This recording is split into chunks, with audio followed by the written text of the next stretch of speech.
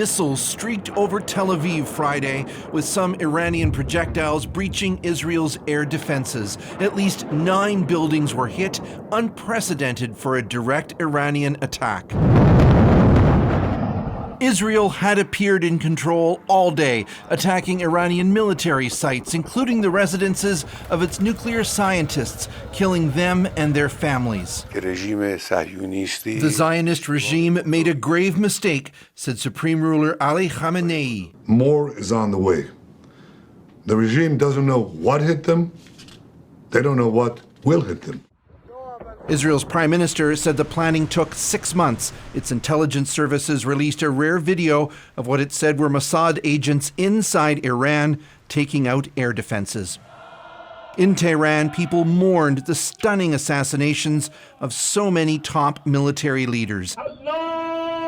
Protesters accused the U.S. and Western countries of betraying Iran for using weeks of what they said were sham nuclear talks to help Israel prepare. What Israel strategic aims, are not just to destroy Iran's nuclear program, but basically regime change in Iran itself.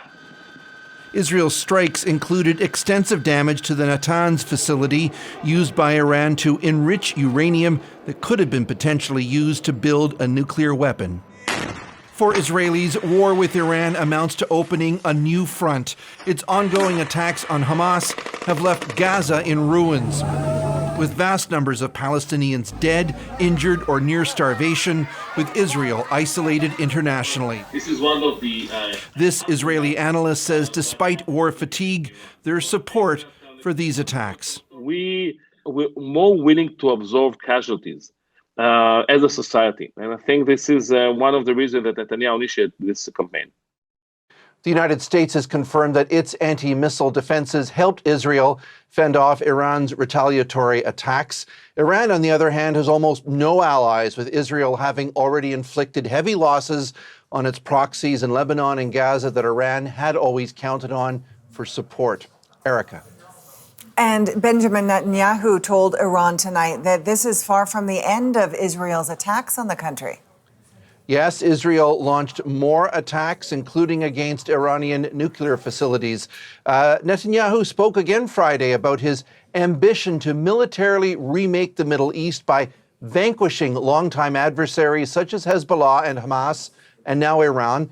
But it's a huge risk he's taking, as the violence could spiral. Erica. All right, thanks for this. Chris Brown in London.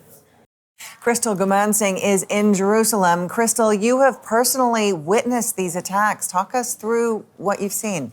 Well, it is very jolting. It starts with those blaring community sirens that go, and then, of course, mobile devices start blaring with alerts, people told to get to shelters immediately.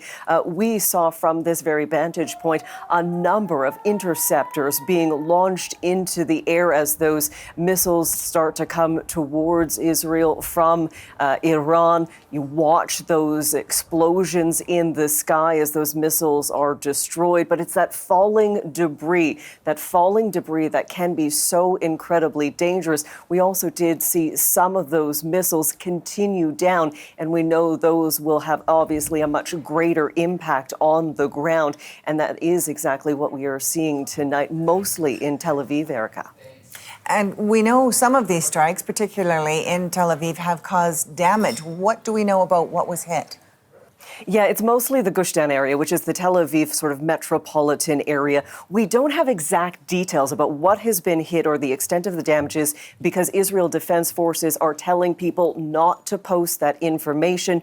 But EMS services do say they have treated upwards of 35 individuals this evening in the 3 different waves that have come in.